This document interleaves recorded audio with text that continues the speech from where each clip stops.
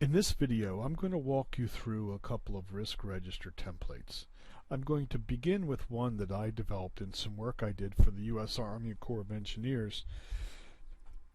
Following Hurricanes Katrina and Rita, they have been in transition, an intentional transition, to become a risk management agency. The risk register is one of the primary risk management tools they use, and this is a risk register, or actually it's an adaptation of a risk register that I helped them to develop in 2012. The details are not important. Here's what I would like you to see. This is an Excel spreadsheet.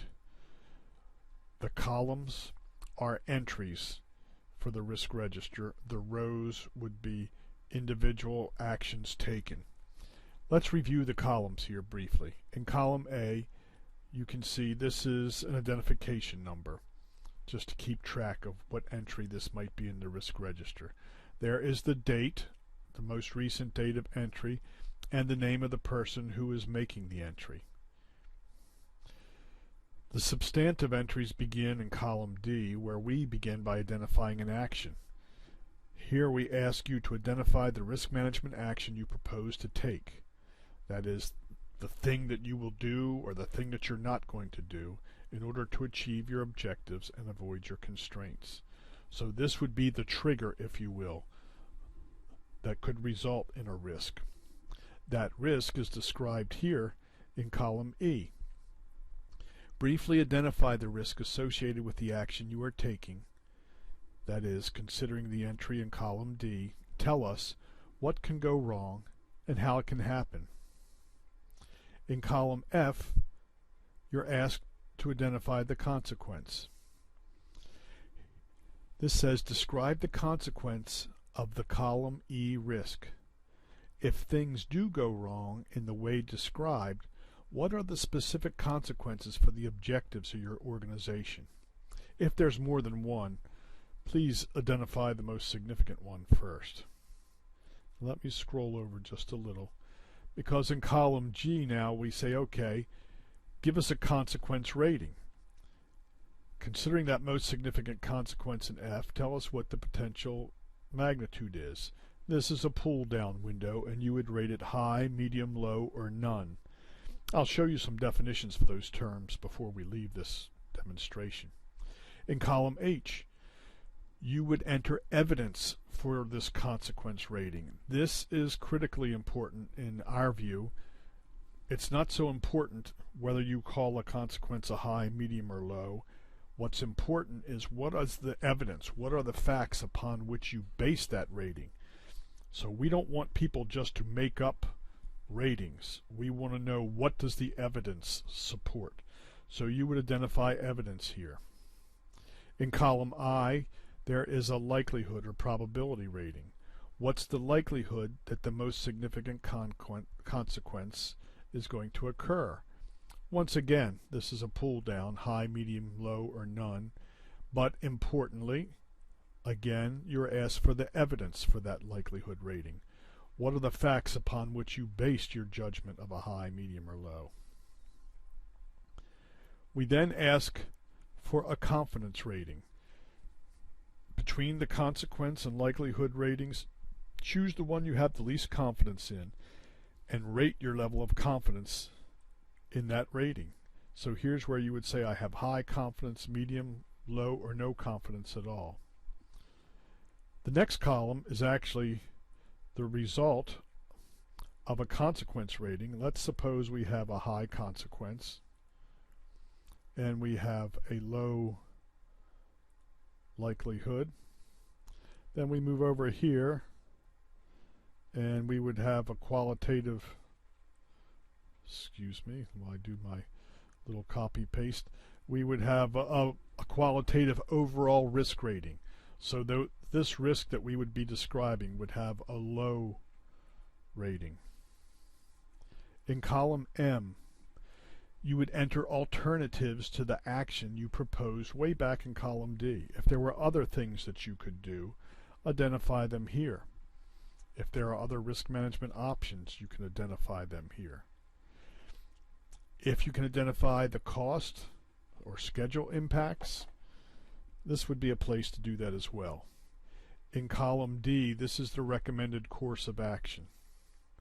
In column O, you are asked to identify any other parties in your organization or people involved with this project or activity who could be affected by what you are proposing. Column P is where you would identify the outcome. So when we talk about this risk register following a project through its lifetime, as you begin, you will not know any outcomes. But as you pass through time, some outcomes will become known. As they do, you would write in the outcomes here. And then there's simply a place for notes for any information that isn't included elsewhere. So you get a sense that these risk registers are rather fluid.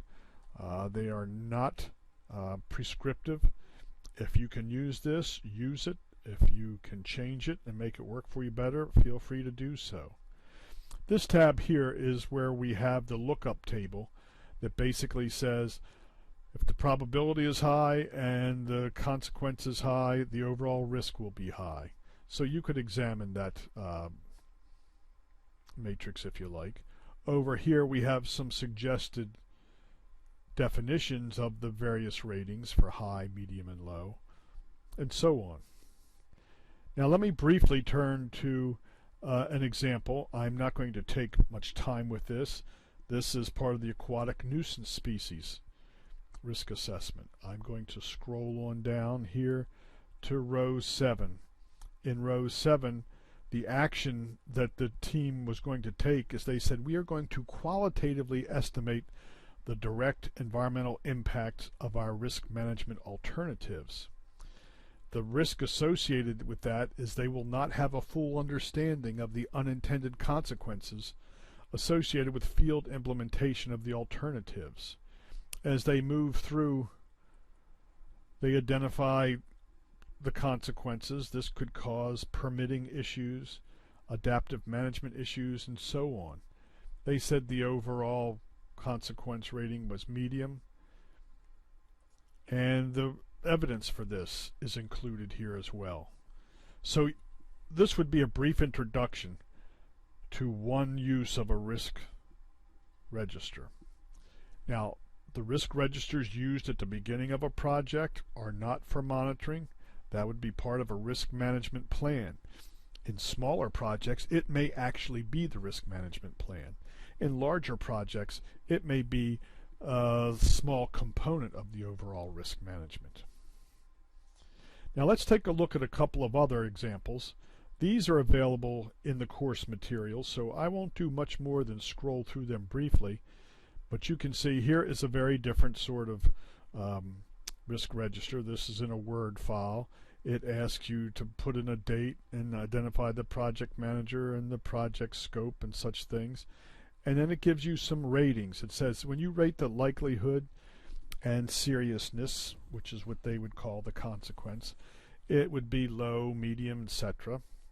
They provide their own matrix with different ratings. And when we get to our risk assessment courses, we're going to find out that there's a lot of really bad work being done in constructing the guts or the content in these risk matrices. But we're going to save that discussion for a later class. There are recommended actions for each grade of risk here in this template. And so we scroll on down, and here you see what the template looks like. All these risk registers are some form of matrix. In the rows, they identify the risk. In the columns, they identify entries for the risk register. Let's take a look at another. This is also available in your course. So you can see as we scroll down, who's the report for, who's the project manager, what's the project objective. This is rather similar to the one that we just looked at. In fact, it looks like it may actually be another version of the one we just looked at, but it does have slightly different entries here. So you can have a look, get an idea of what these risk registers look like. There is one other that's available to you. This takes a, excuse me, let's get rid of this stuff. This takes a slightly different approach. but you can have a look at this, the consequence, the risk matrix here. All of these materials are available on the course site, and I would invite you to ask any questions that you have about the risk register.